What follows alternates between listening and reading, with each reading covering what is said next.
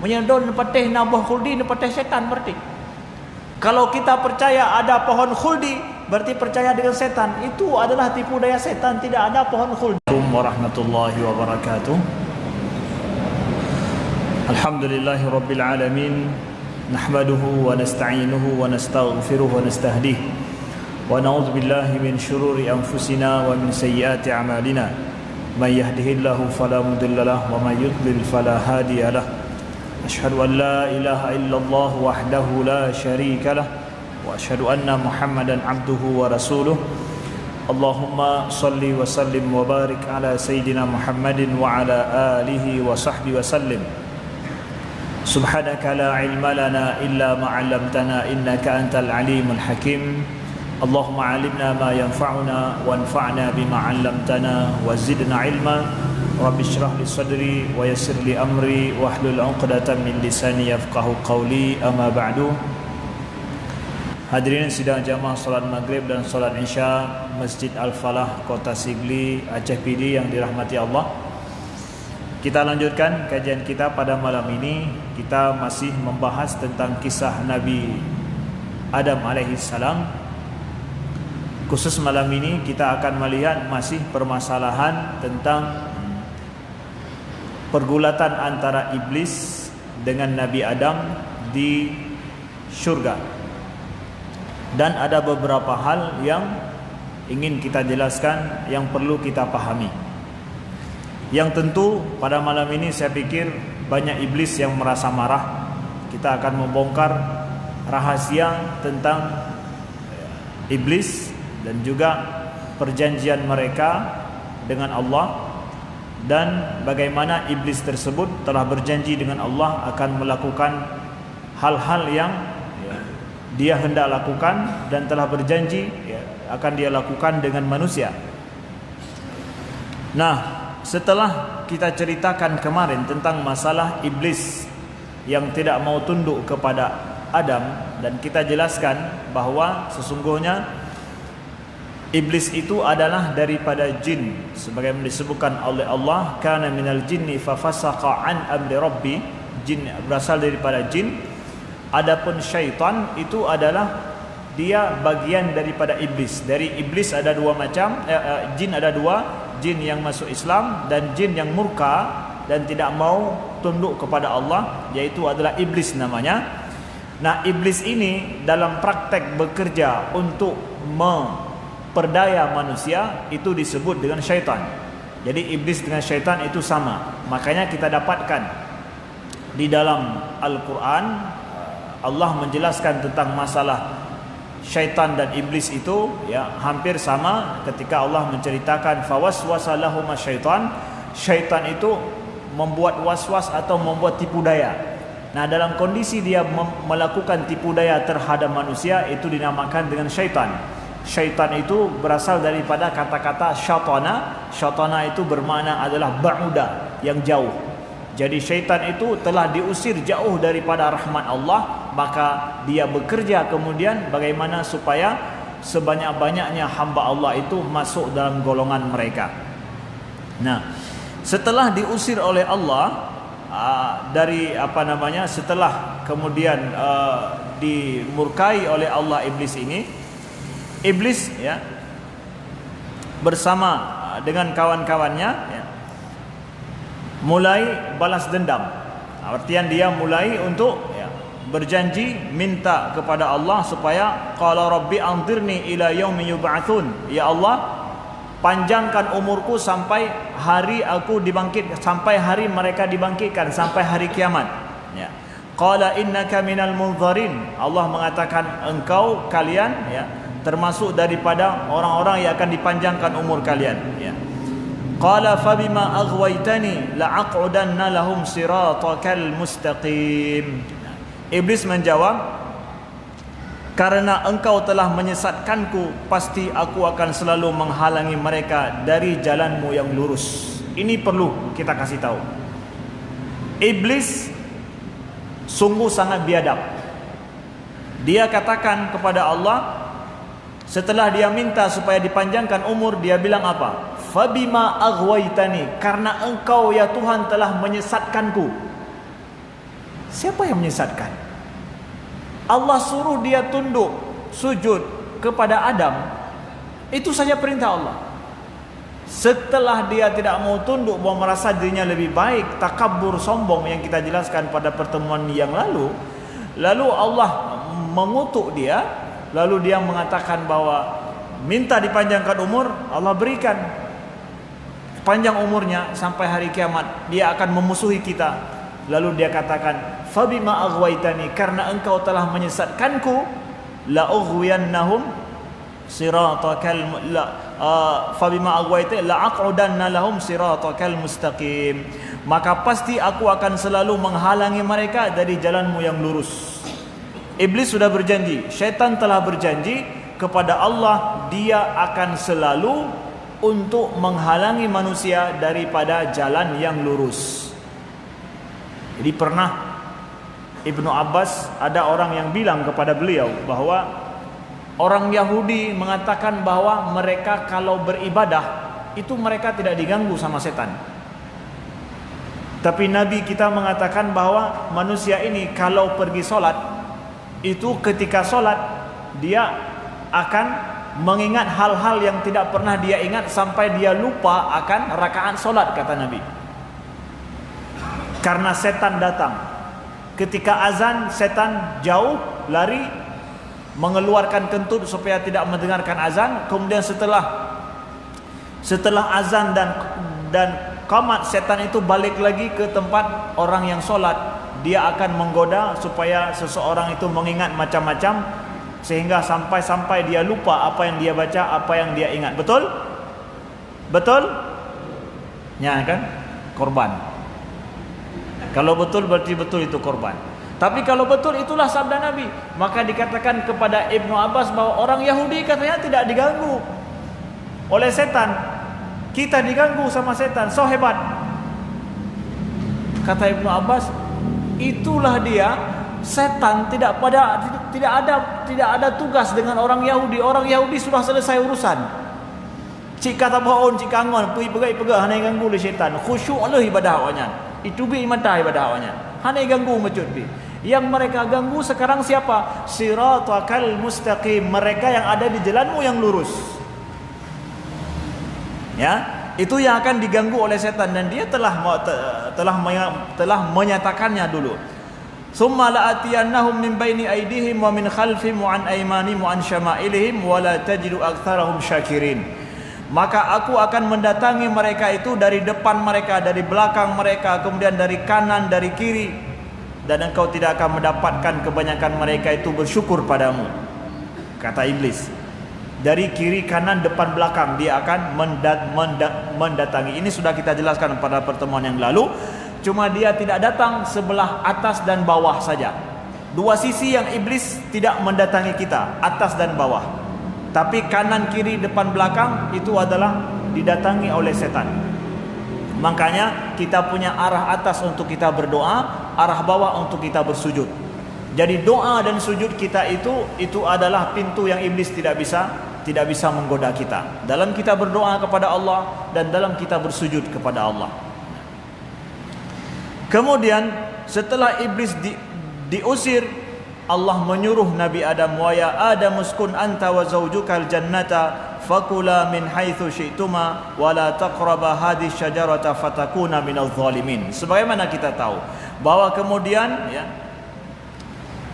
Allah menyuruh Adam dengan istrinya yaitu Hawa untuk tinggal di syurga, untuk fakula min haitsu syi'tuma, makan di mana saja yang kamu suka, jangan mendekati pohon ini, fatakuna minal zalimin, maka engkau akan menjadi termasuk daripada orang-orang yang zalim.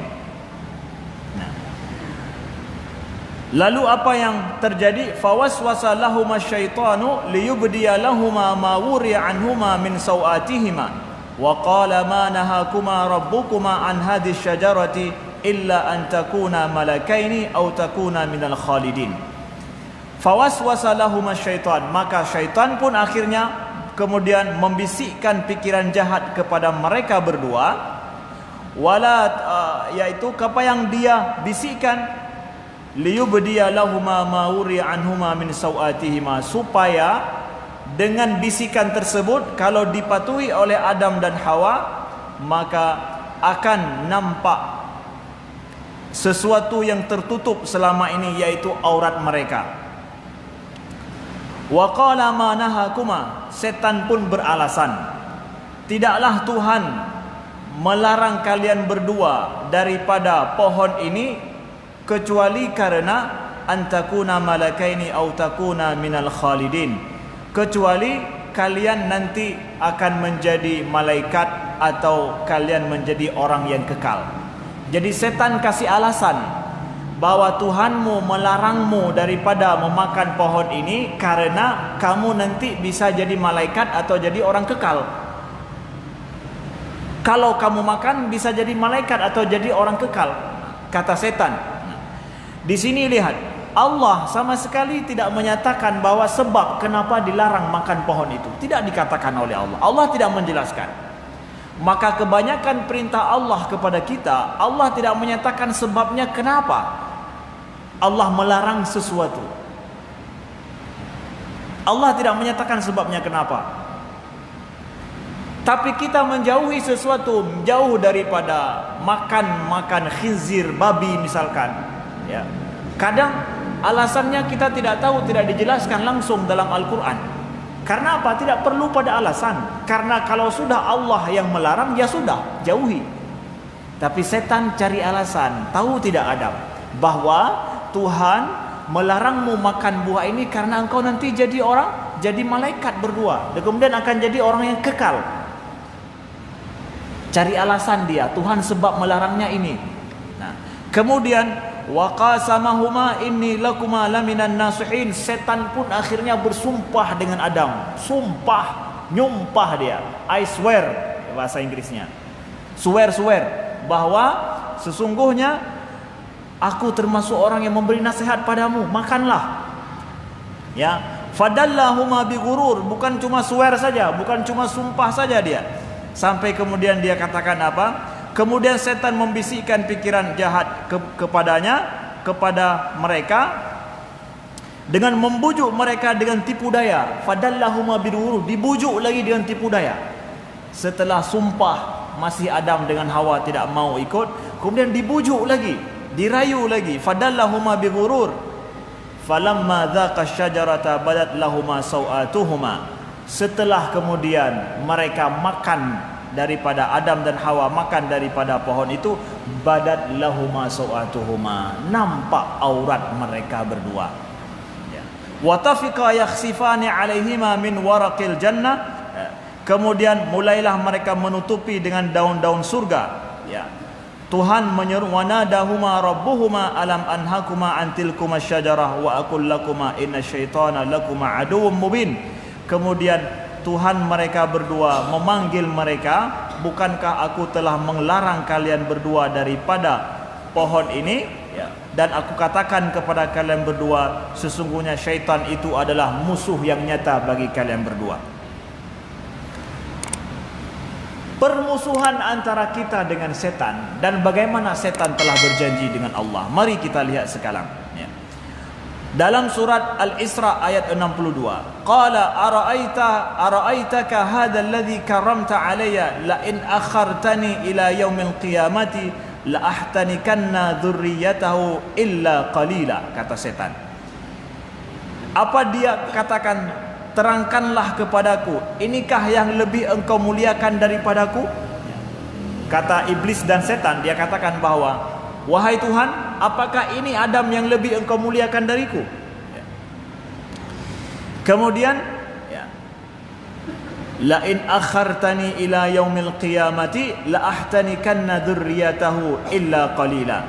Kata setan apa? Sekiranya engkau memberi waktu kepadaku sampai hari kiamat, pasti aku akan sesatkan keturunannya kecuali sebahagian kecil. Kata setan, la ahtanikanna, kalau diberikan umur panjang sampai hari kiamat, aku akan la ahtanikanna. Ahtanikan apa artinya dalam bahasa Arab? Ahtanikan itu hank. Hankun itu adalah alat yang dipakai untuk menutup mulut daripada onta ataupun kuda. Begini,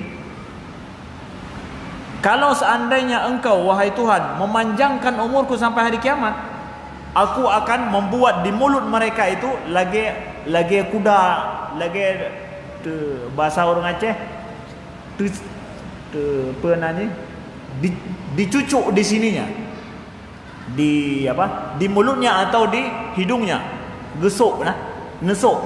Orang Aceh kan, kalau orang Aceh bilang ge pakai nesuk seperti lumur dengan kebe menyagemo wi unun wi dengan dru ya. Orang Aceh bilang tarik kanan tarik kiri, maka setan akan memakai penutup itu di mulut kita yang berhasil dia itu untuk dia mudah kontrol kita. La ahtarikanna, maka aku akan jadikan hambamu seperti itu kecuali sedikit daripada mereka, nah, yang dia tidak akan mampu untuk melakukannya. Kemudian apa kata setan lagi? Qala dhhab faman tabi'aka minhum fa inna jahannama jazaa'ukum jazaa'an maufura. Kemudian apa firman Allah? Pergilah, tetapi barang siapa di antara mereka yang mengikuti kamu, maka sungguh neraka jahanamlah balasan semua sebagai balasan yang cukup. Allah izinkan pergi, cobalah. Tapi nanti siapa di antara mereka yang ikutmu, maka engkau akan bersama mereka juga ke dalam neraka jahanam. Ini dia sudah buat perjanjian dengan Allah. Kemudian Allah katakan apa? Wastafziz man istata'ta minhum bisautika wajlib alaihim bikhailika wa rijlika wasyarikhum fil amwali wal auladi wa'idhum wa ma ya'iduhumus syaitanu illa ghurura. Kata Allah, dan perdayakanlah siapa saja di antara mereka yang engkau sanggup dengan suaramu. Kerahkanlah pasukanmu terhadap mereka yang berkuda atau yang berjalan kaki. Allah izinkan, coba rayu mereka. Kerahkan pasukanmu, pasukan berkuda ataupun pasukan yang berjalan kaki. Nah, setan ini ada pasukan berkuda juga, ada pasukan yang berjalan kaki juga. Semua pasukan Allah kasih izin kerahkan semuanya, ya. Kemudian kata Allah, dan bersekutulah dengan mereka pada harta dan anak-anak, lalu beri janji kepada mereka, padahal setan itu hanya menjanjikan tipu daya kepada mereka. Allah izinkan setan itu untuk berserikat dengan kita dalam harta dan dengan anak kita. Apa maknanya ini? Setan akan masuk dalam harta kita. Setan akan diizinkan oleh Allah yang dengan harta itu kita justru membantu setan. Dengan harta itu kita memuluskan tipu daya setan. Begitu juga dengan anak kita. Kalau kita tidak menjaga anak kita dengan baik, maka anak kita itu justru menjadi tentara-tentara setan. Betapa banyak orang yang dengan hartanya, justru dia dengan hartanya dia muluskan tipu daya setan. Betapa banyak itu. Dan anak-anak manusia dipakai oleh setan untuk menjadi tentara-tentara setan. Nauzubillahi min dzalik. Dan setan diizinkan untuk memperdaya manusia dengan menjanjikan janji-janji kosong. Wa ma ya'iduhumus syaitanu illa ghurura, kata Allah. Tapi kata Allah, inna ibadi laisa laka alaihim sultanun wa kafa bi rabbika wakila. Sesungguhnya hamba-hambaku tidak ada kekuatan bagi kalian di atas mereka, kata Allah. Wa kafa bi rabbika wakila, maka kata Allah, sungguh dia yang maha penyayang terhadapmu, ya. Sungguh ya, cukuplah Tuhanmu sebagai penjaga. Orang yang bertawakal kepada Allah itu yang tidak mampu untuk diganggu oleh setan. Orang yang pasrah tawakal kepada Allah dengan sepenuhnya, dialah yang tidak akan diganggu oleh setan. Selalu yang hidupnya bergantung dengan Allah, berharap hanya kepada Allah, dan dia berusaha supaya selalu mendapat rahmat Allah, itu yang tidak akan pernah mendapat itu daripada setan. Tidak akan mampu untuk digoda oleh setan. Dalam beberapa ayat dari surat Al-A'raf, begitu juga dalam surat Al-Isra yang kita bacakan, Allah telah izinkan setan untuk memperdayai manusia. Dan Allah telah menjelaskan dalam Al-Quran bahwa setan diizinkan untuk itu. Nah, baik, kalau begitu Ustaz, kita diganggu oleh setan, diperdaya oleh setan, berarti takdir Allah.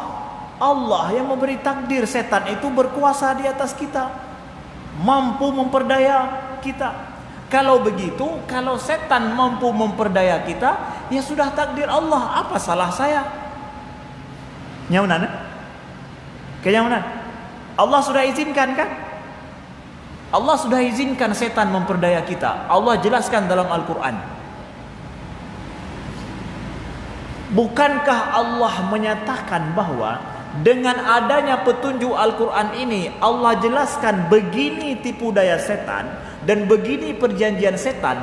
Tandanya Allah telah memberi petunjuk kepada kita bahwa setan itu aduun lakum, kata Allah, fattakhidhuhu aduwa. Setan itu musuhmu, maka jadikan dia sebagai musuh. Jadi kalau terperdaya oleh setan, tidak salah kita katakan tidak boleh kita menyalahkan takdir. Kenapa? Allah sudah menyatakan bahwa jadikan setan itu sebagai musuhmu. Allah telah berikan dia kemampuan untuk memperdaya manusia. Sekarang kalian wahai manusia, berusahalah jangan sampai diperdaya oleh setan. Jangan jadikan dia itu aulia min dunillah. Jangan jadikan setan itu sebagai aulia, penolongmu selain daripada Allah. Jangan, tapi ittakhiduhu aduwa, jadikan dia itu sebagai musuhmu, kata Allah. Jadi tidak bisa untuk kita menyatakan bahwa ya sudah ditakdirkan begitu, apa boleh buat? Tidak. Justru Allah memberikan kekuatan kepada kita untuk supaya kita dilindungi oleh Allah, ada caranya. Supaya kita terselamatkan daripada setan, ada caranya. Allah justru telah membeberkan rahasianya. Ada arah yang dia bisa untuk memperdaya kita, ada arah yang tidak bisa untuk memperdaya kita. Itu yang pertama. Yang kedua, bahwa ketika setan mengatakan hal ini, dan itu terjadi dengan Adam alaihi salam bersama dengan siapa? Bersama dengan Hawa. Diperdaya dan mampu. Lalu ada yang bilang, Ustaz, jangankan kita, Nabi Adam saja telah mampu diperdaya oleh setan dulu, apalagi kita ini yang tidak punya daya upaya apa-apa. Para ulama menyatakan, kenapa Allah menciptakan Adam, kemudian Allah melarang makan daripada buah? Buah apa namanya? Buah apa ke? Buah khuldi. Good. Nak pegah le urun-urun buah khuldi. Buah khuldinya tokun buah khuldi. Ha? Sokun nyan buah apa? Nyan sokun buah khuldi.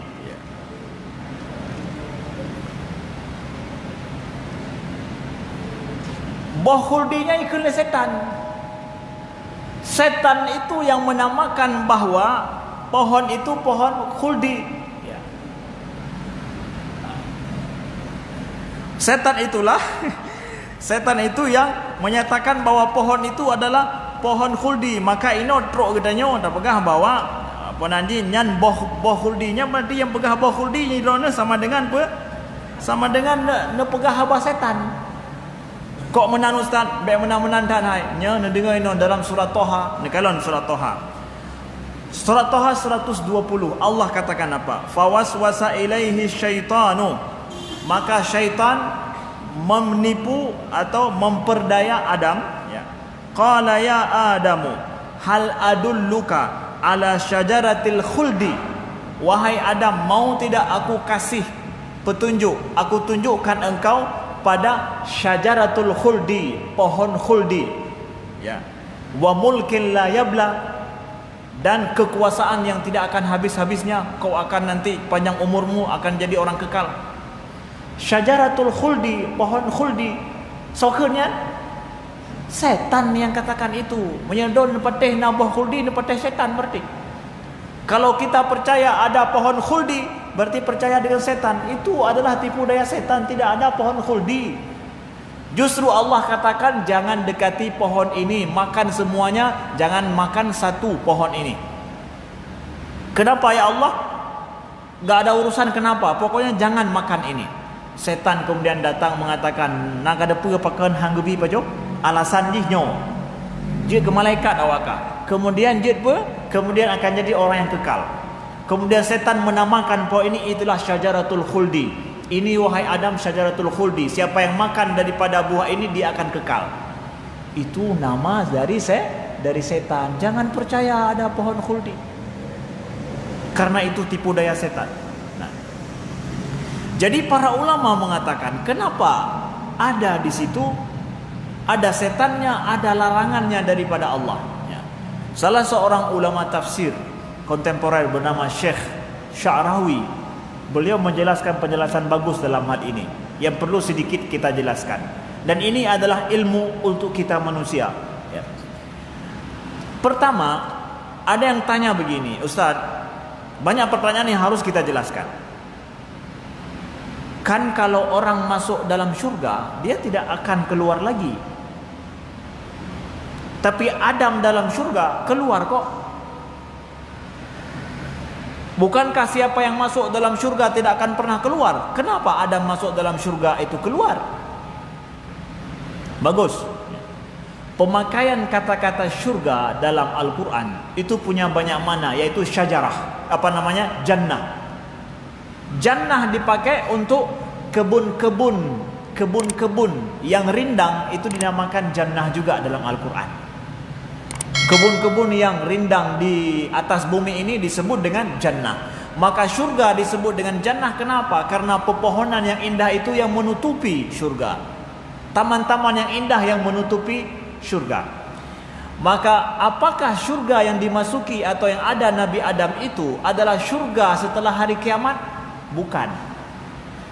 Surga yang akan kekal di dalamnya adalah orang yang memasuki surga itu setelah dia hidup di dunia, baru kemudian dia akan masuk dalam surga. Itulah surga yang kekal. Siapa yang masuk tidak akan pernah keluar di dalamnya.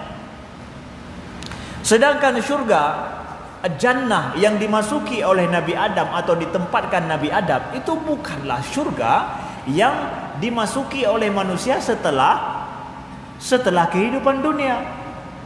Nabi Adam duluan baru kemudian diturunkan ke dunia. Surga dulu baru dunia. Baru nanti akan masuk surga setelah dunia. Itu yang masuk, yang tidak akan pernah keluar di dalamnya. Sedangkan surga yang tempat Nabi Adam menetap di awal mula, itu bukanlah surga yang akan dimasuki setelah akhirat, setelah dunia nanti. Surga akhirat nanti, bukan, kata Syekh Sya'rawi. Beliau katakan bahwa jannatun itu, dikatakan jannah tempat surga, tempat Nabi Adam itu adalah berupa sebuah tempat yang ditempatkan oleh Allah, ya, yang ada kebun-kebunnya juga, maka boleh dikatakan jannah juga, ada kebun-kebunnya. Dan itu adalah tempat, ibaratkan tempat pelatihan bagi Nabi Adam sebelum diturunkan ke bumi. Jadi kita katakan bahwa Nabi Adam itu diusir gara-gara makan buah itu. Kalau seandainya enggak makan tidak diusir, tidak, bukan juga, hanya tak kemenan. Kenapa? Karena Allah dari awal menyatakan dalam Al-Quran, Inni ja'ilun fil ardi khalifah. Sebelum diciptakan Adam, Allah menyatakan bahwa aku menjadikan khalifah di atas muka bumi. Memang Nabi Adam sebelum diciptakan akan diturunkan ke bumi. Memang bumilah tempat beliau. Sampai kemudian para malaikat kan ada yang membantah, kenapa engkau menciptakan mereka yang nanti akan menumpahkan darah di bumi. Jadi sebelum penciptaan Adam, Allah telah menyatakan akan menciptakan khalifah di muka bumi ini berupa manusia. Jadi Adam kemudian diturunkan ke bumi, bukan istilahnya andai kata tidak makan kita akan semua lahir di surga, mangat tanya di surga. Enggak, memang kita diciptakan untuk turun ke bumi kok dari awal. Nah, lalu kenapa ada seperti itu? Kata Imam Sya'rawi, beliau katakan bahwa itu adalah pelatihan bagi Nabi Adam dan bagi kita seluruhnya nanti diperkenalkan di sana ada yang halal dimakan, yang halal lebih banyak daripada yang haram. Yang haram satu, yang halal semuanya. Fakula minha ragadan haitsu syi'tuma. Makanlah sepuasnya dari mana saja. Wala taqraba hadhihi syajarah. Jangan makan hanya satu saja. Yang haram cuma satu, yang halal banyak sekali. Kemudian Allah perkenalkan di situ ada musuh yang akan memperdayamu. Siapa itu? Yaitu setan atau iblis. Di sini Adam langsung berhubungan dan melihat bagaimana setan memperdayanya, dan berhasil diperdaya oleh setan. Diperkenalkan, inilah musuhmu nanti wahai Adam dan keturunanmu ketika di dunia. Ketika di dunia inilah musuhmu. Nyo musuh kata, dan nyo but daripada setan. Apakah kemudian Adam bertaubat? Nah, Adam bertaubat. Fataba alaihi, Allah pun kemudian bertaubat, menerima taubat Nabi Adam. Ini pelajaran pertama bagi kita manusia anak daripada Nabi Adam.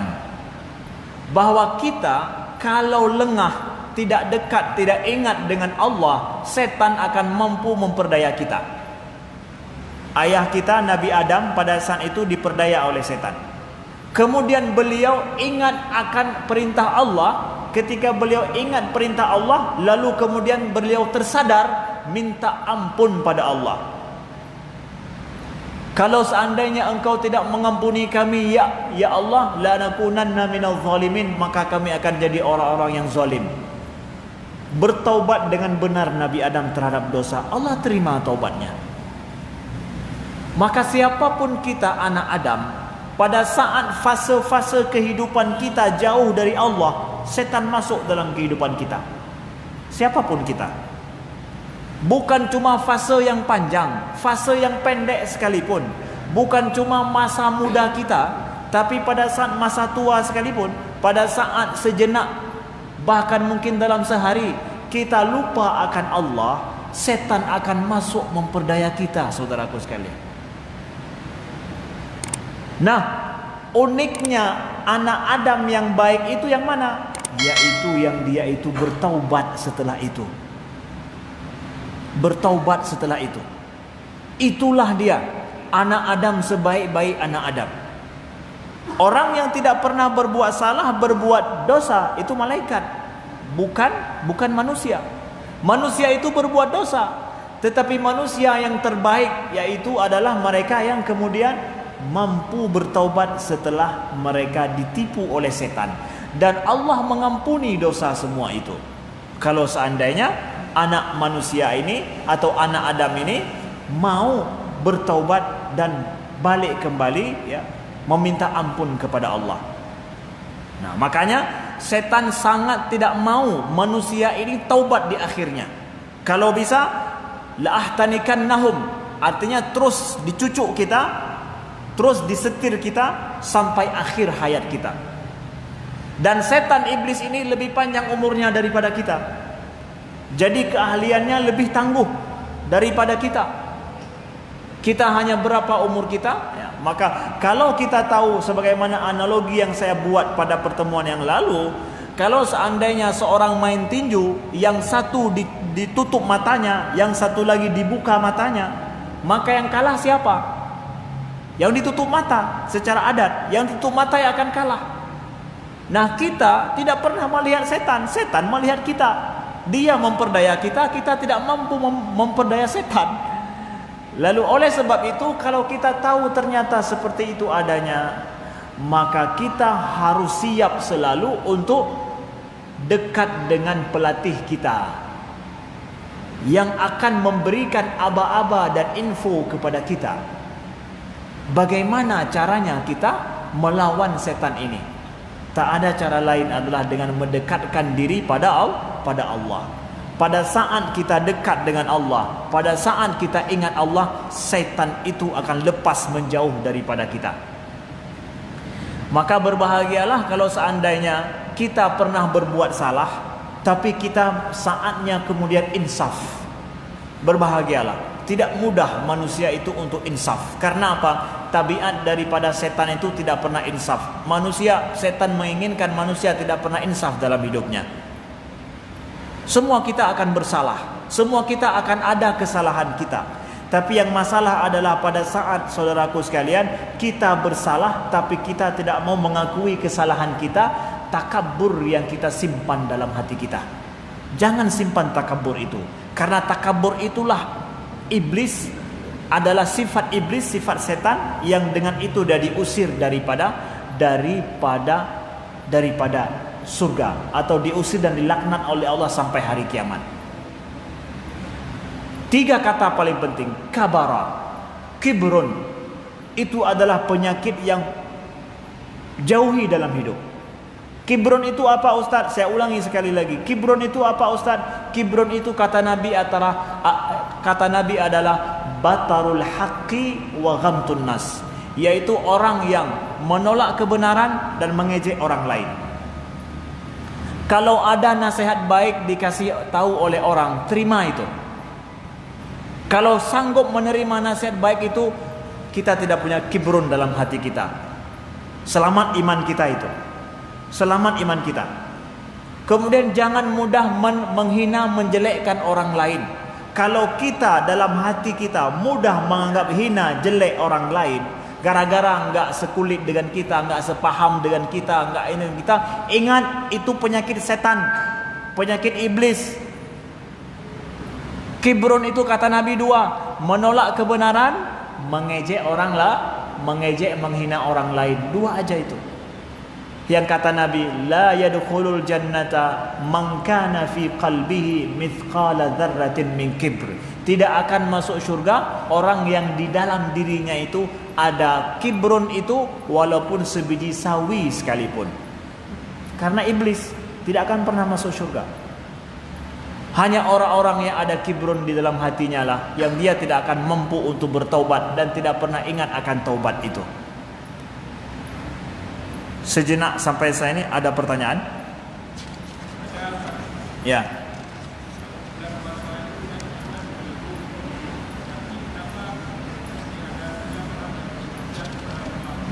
Ya. Baik. Ya, ada yang bertanya, kalau bulan puasa setan itu dibelenggu. Kalau setan itu dibelenggu sebagaimana disabdakan oleh Nabi sallallahu alaihi wasallam, kenapa juga masih ada orang yang berbuat maksiat pada bulan puasa? Yang biasa misal ya, malam ya enggak usah kita katakan lah. Pokoknya adalah bulan puasa. Saya maaf takut nanti memberi contoh kena salah satu orang ya. Pokoknya ada maksiat yang terjadi. Bagaimana itu? Memangnya maksiat itu dilakukan oleh setan atau oleh manusia ini? Siapa yang sebenarnya melakukan maksiat? Setan atau manusia? Manusia. Kita tidak pernah melihat setan. Makanya tidak boleh satu orang pun mengatakan itu adalah perbuatan setan. Setan yang melakukan, bukan saya. Tidak ada. Manusia semuanya. Manusia semuanya yang melakukan itu. Jadi kalau manusia yang melakukan, kan yang menipu daya setan. Tidaklah semua kejahatan hasil tipu daya manusia setan langsung. Kenapa? Ya kalau kita analogi, kalau memang 12 bulan itu 11 bulan sudah dilatih, sudah terbiasa, ya 1 bulan itu hanya payahnya jika ijak geroi. Ya, 1 bulan tak ada setan pun tidak ada masalah, jalan sendiri dia. Jalan sendiri.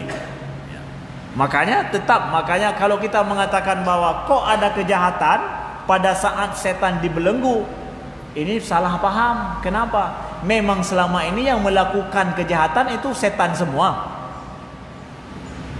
Setan cuma dari jauh mendangi pegah, iklep mata tiga, perangkat aja. Yang melakukan itu adalah manusia. Dan manusia itu ketika dia telah menjadi aulia syaitan, artinya sudah menjadi teman dekat daripada setan, sudah pahamlah gimana cara mempraktekkannya tanpa lagi harus disuruh-suruh. Tanpa harus disuruh-suruh. Ya, baik. Ada yang lain?